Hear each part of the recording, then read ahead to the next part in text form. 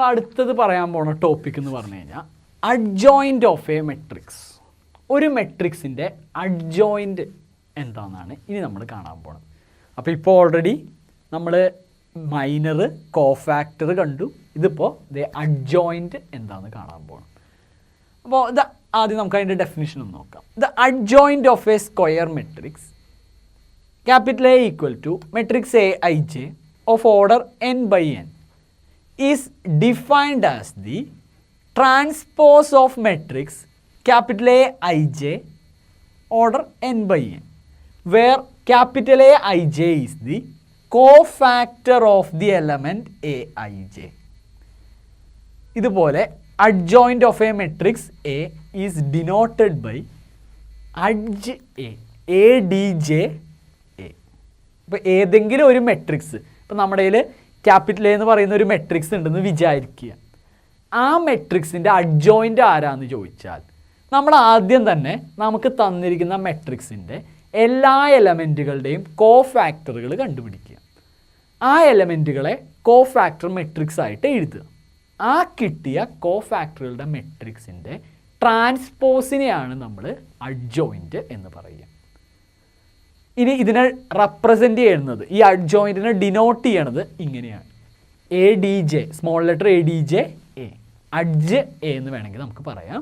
ഇതാണ് അഡ്ജോയിൻ്റ് എനെ സിമ്പിളായിട്ട് റെപ്രസെൻ്റ് ചെയ്യുന്ന രൂപം.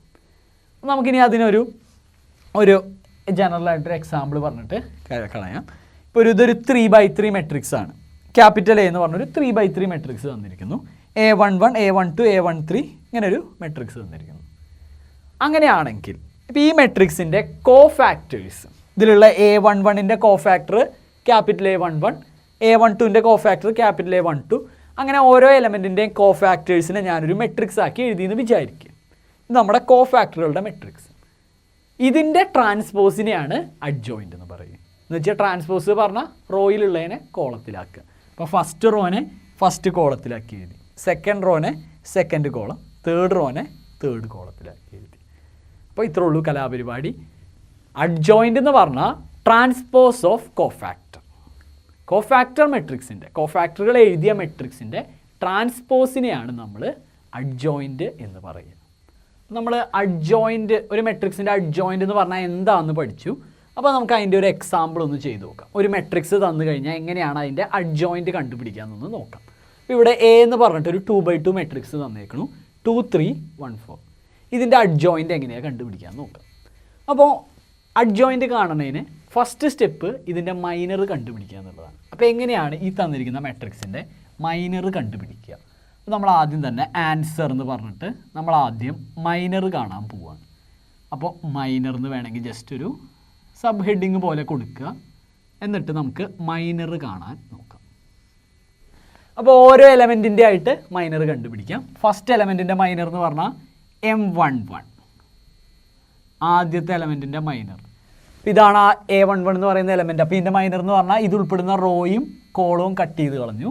അപ്പോൾ 4. ഇനി നമുക്ക് ഒരു ബുദ്ധിപരമായിട്ട് അടുത്തത് M12 എന്ന് പറഞ്ഞാൽ ഇവിടെ എഴുതുക. അതായത് ഇപ്പോൾ നമ്മുടെ A12 എന്ന് പറഞ്ഞാൽ ഇവിടെയല്ലേ കിടക്കണം, അതുപോലെ M12 ഇവിടെ എഴുതുക, ജസ്റ്റ് ഒരു ഇതിന് വേണ്ടിയിട്ട്. അപ്പോൾ ഇതാണ് M12, ഇത് ഉൾപ്പെടുന്ന റോയും കോളവും കട്ട് ചെയ്ത് കളഞ്ഞു 1. ഇതുപോലെ M21, ഇതാണ് A21. അപ്പോൾ ഇതിൻ്റെ മൈനർ എന്ന് പറഞ്ഞാൽ ഇത് ഉൾപ്പെടുന്ന റോയും, ഈ റോയും പോയി ഈ കോളവും പോയി, ഫസ്റ്റ് കോളവും സെക്കൻഡ് റോയും പോയി, അപ്പോൾ 3. അതുപോലെ M22 എന്ന് വെച്ചാൽ A22 ഇതാണ്, ഇത് ഉൾപ്പെടുന്ന റോയും കോളവും കളഞ്ഞു, അപ്പോൾ 2 എന്ന് കിട്ടി. അപ്പോൾ നമുക്ക് മൈനർ എന്ന് പറയുന്ന മെട്രിക്സ്, ഈ ഓരോ എലമെൻറ്റിൻ്റെ മൈനറുകൾ കണ്ടുപിടിച്ചു, അതിനൊരു മെട്രിക്സ് ആയിട്ട് എഴുതി. അപ്പോൾ 4 1 3 2. അപ്പോൾ നമ്മൾ ഈ മെട്രിക്സിൽ എങ്ങനെയാണോ കാര്യങ്ങൾ കിടക്കുന്നത് അതേ ഓർഡറിൽ തന്നെ, ഇപ്പോൾ A11 ആണെങ്കിൽ അവിടെ തന്നെ M11, M12, M21, M22 ഇങ്ങനെ പറഞ്ഞിട്ട് ഈ പറഞ്ഞ മൈനറിൻ്റെ മെട്രിക്സ് എഴുതി. ഇതാണ് നമ്മുടെ മൈനർ എന്ന് പറയുന്ന മെട്രിക്സ്. എല്ലാ എലമെൻറ്റ്സിൻ്റെയും മൈനറുകൾ കണ്ടുപിടിച്ചു, അതിൻ്റെ മെട്രിക്സ് ആക്കി എഴുതി. നമുക്ക് അടുത്ത സ്റ്റെപ്പിൽ കോഫാക്ടർ കണ്ടുപിടിക്കാം. അപ്പോൾ വേണമെങ്കിൽ ഈ മൈനറിൻ്റെ മെട്രിക്സിനെ M എന്ന് വിളിക്കുക കേട്ടോ. നമ്മളെപ്പോഴും മൈനർ എന്ന് പറഞ്ഞാൽ M എന്നുള്ള ലെറ്റർ കൊണ്ടല്ലേ സൂചിപ്പിക്കുക. അപ്പോൾ അതങ്ങനെ വിളിച്ചു. ഇനി നമുക്ക് ഇതിൻ്റെ കോഫാക്ടർ മെട്രിക്സ് എന്താണെന്ന് നോക്കാം. അപ്പോൾ കോഫാക്ടർ മെട്രിക്സ് എഴുതാനായിട്ട് അതിനെ നമ്മൾ എ എന്ന് വിളിക്കുക. നമ്മൾ പഠിച്ചതനുസരിച്ച് മൈനർ നോക്കി ഇതിൻ്റെ പൊസിഷൻ നോക്കി. അപ്പോൾ ആ പൊസിഷനുകൾ ഇപ്പോൾ 1 1 ആണെങ്കിൽ 1 1 കൂട്ടിയ 2, അത് ഈവൺ നമ്പർ ആണെങ്കിൽ മൈനറും കോഫാക്ടറും സെയിം, ഓടാണെങ്കിൽ ഒരു നെഗറ്റീവ് ചേർക്കുക. നമ്മൾ അങ്ങനെയാണ് പഠിച്ചേക്കുന്നത്. അപ്പോൾ ഇവിടെ 1 1 1 + 1 എന്ന് പറഞ്ഞാൽ 2 ഈവൺ നമ്പറാണ്. സോ ഇതിന് കറസ്പോണ്ടിങ് ആയിട്ടുള്ള കോഫാക്ടർ 4 തന്നെയായിരിക്കും. ഇത് 1 ഉം 2 ഉം കൂട്ടിയ 3 ആണ്. സോ ഇതിൻ്റെ കോഫാക്ടർ എന്ന് പറയുമ്പോൾ -1 ആയിരിക്കും. ഇവിടെ മൈനസ് വരും, ഇവിടെ 2 ഉം 2 ഉം കൂട്ടിയ 4, അപ്പോൾ ഇതേ ആൻസർ തന്നെയായിരിക്കും വരും. അപ്പോൾ ഒരു 2/2 മെട്രിക്സിൻ്റെ മൈനറുകൾ ഇങ്ങനെ എഴുതി കഴിഞ്ഞാൽ അടുത്ത സ്റ്റെപ്പിൽ കോഫാക്ടർ എഴുതാനുള്ള എളുപ്പവഴി എന്താണെന്ന് വെച്ചാൽ ഇത് 1 1 എന്ന് പറയുന്ന പൊസിഷനാണ്, A11 ആ പൊസിഷനാണ്. അവിടെ 1 1 കൂട്ടിയാൽ 2 ഈവൺ നമ്പറാണ്. സോ ഈ നമ്പർ സെയിം, ഈ നമ്പറും സെയിം തന്നെയായിരിക്കും. കാരണം ഇത് A22 എന്ന് പറയുന്ന പൊസിഷനാണ്, 2 ഉം 2 ഉം കൂട്ടിയ 4. അപ്പോൾ ഇത് രണ്ടും എപ്പോഴും മൈനർ എന്താണോ അത് തന്നെയായിരിക്കും കോഫാക്ടറിലും വരിക.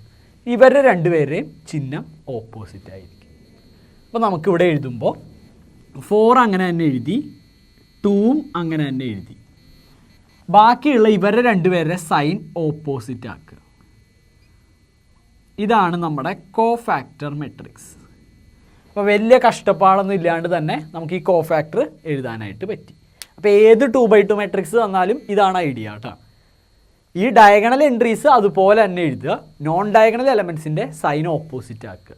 ഇതാണ് 2/2 മെട്രിക്സിൻ്റെ മൈനറിൽ നിന്ന് കോഫാക്ടർ എഴുതാനുള്ള ഐഡിയ. ഇനി അടുത്ത സ്റ്റെപ്പിൽ നമുക്കിതിൻ്റെ അഡ്ജോയിൻ്റ് എഴുതാം. അപ്പോൾ അഡ്ജോയിൻ്റ് എന്ന് പറഞ്ഞു കഴിഞ്ഞാൽ നമ്മളിപ്പോൾ എഴുതിയ കോഫാക്ടർ മെട്രിക്സിൻ്റെ ട്രാൻസ്പോസ്. അപ്പോൾ നമുക്ക് ഫസ്റ്റ് റോനെ ഫസ്റ്റ് കോളത്തിലാക്കി എഴുതാം. അപ്പോൾ 4 - 1. സെക്കൻഡ് റോനെ സെക്കൻഡ് കോളാക്കി എഴുതി. അതിനെയാണ് നമ്മൾ ട്രാൻസ്പോസ് എന്ന് പറയുക. അപ്പോൾ ഈ കിടക്കുന്നതാണ് നമ്മുടെ തന്ന മെട്രിക്സിൻ്റെ അഡ്ജോയിൻറ്റ്.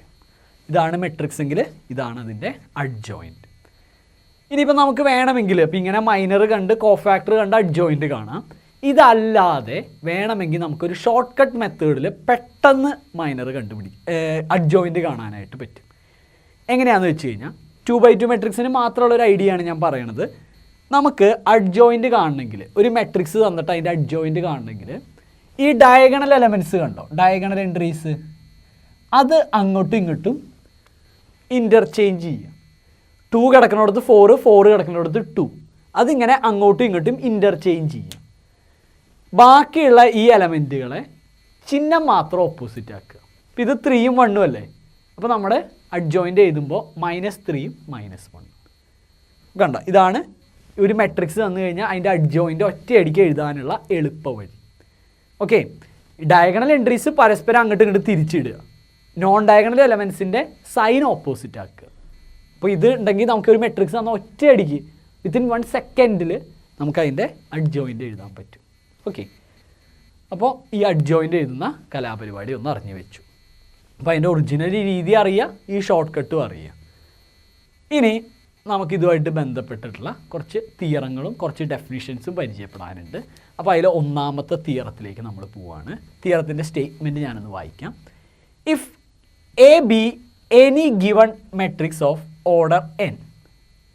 അപ്പോൾ എ എന്ന് പറയുന്നത് ഏതോ ഒരു n ഓർഡറുള്ള സ്ക്വയർ മെട്രിക്സ്.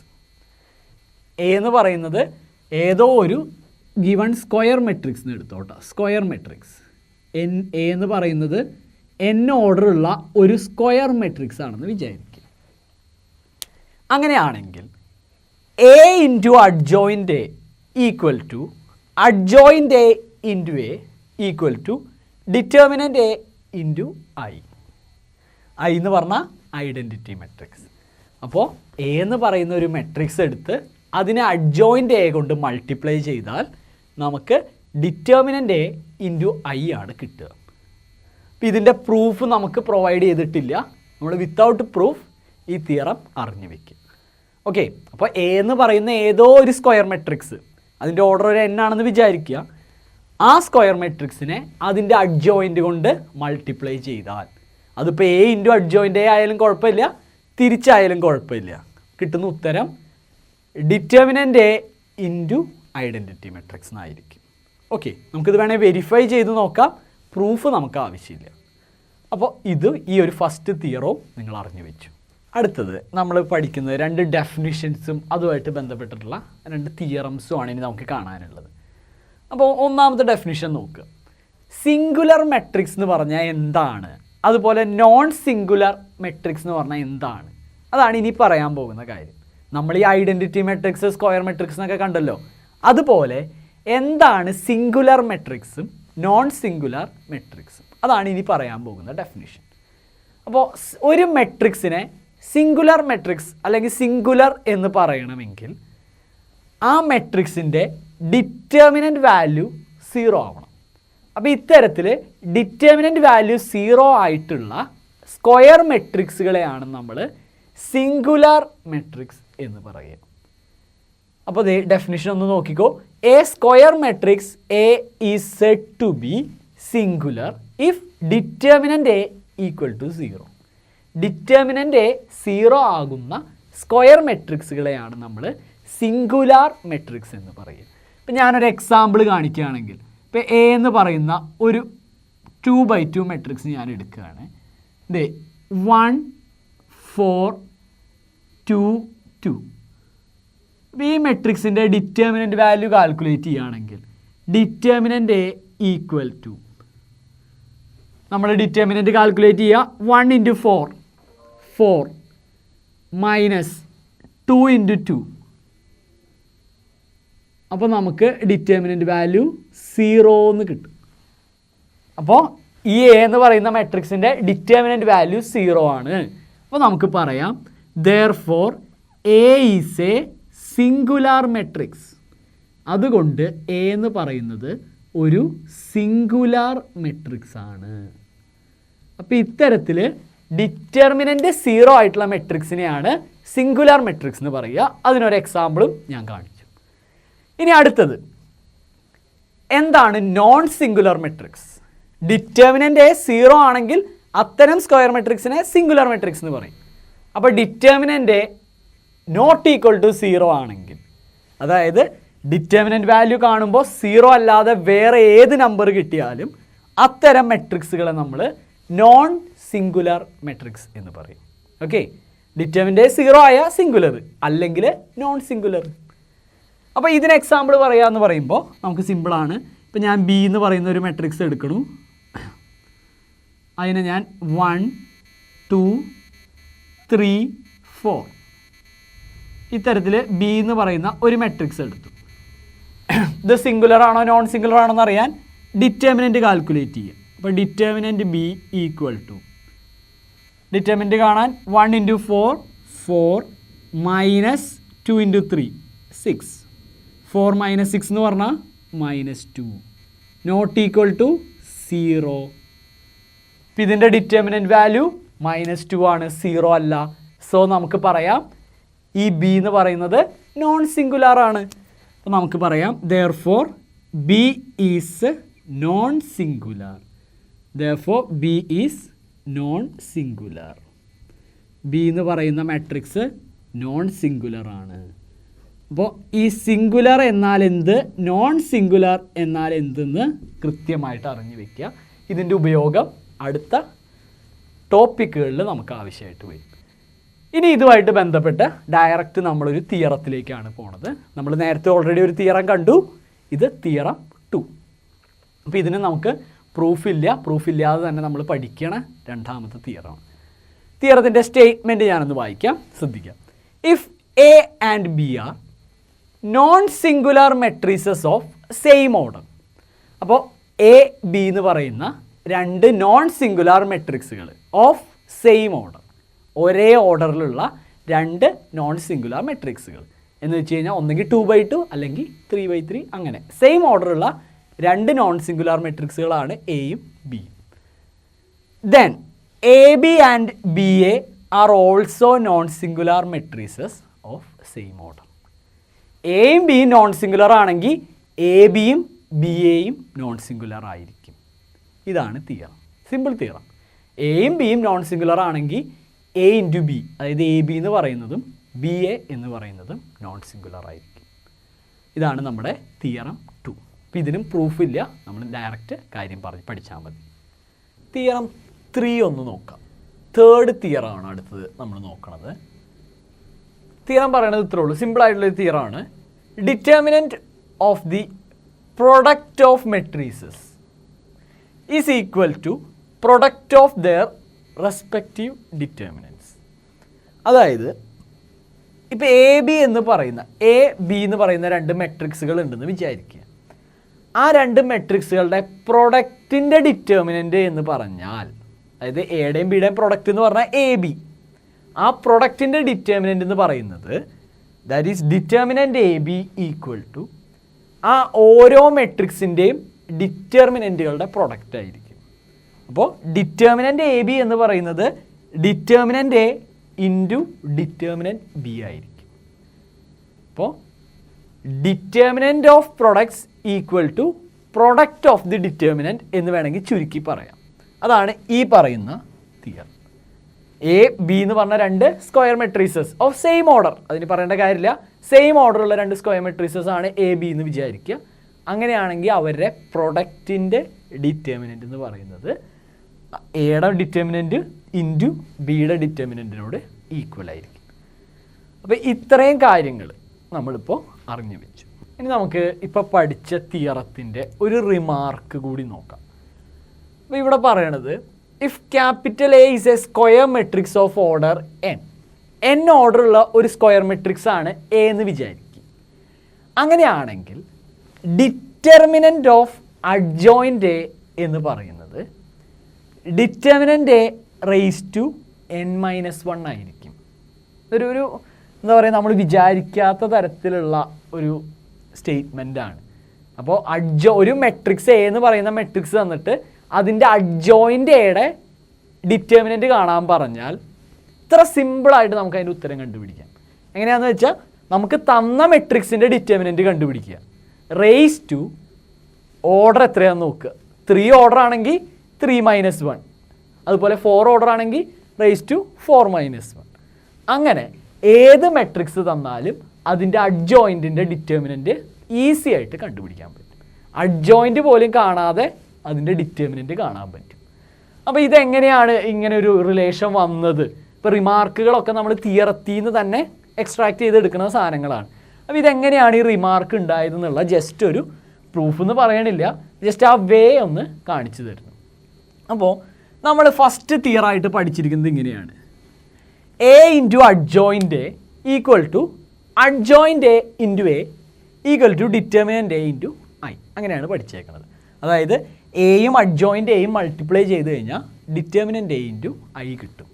എന്ന് വെച്ചാൽ ഐ പറഞ്ഞാൽ ഐഡൻറ്റിറ്റി മെട്രിക്സ് 1 0 0 0 1 0 0 0 1 എന്നുള്ള സാധനം. അപ്പോൾ ഞാനിതൊരു 3x3 മെട്രിക്സിൻ്റെ കേസാണെന്ന് വിചാരിച്ച് നമ്മൾ തുടങ്ങുകയാണ്.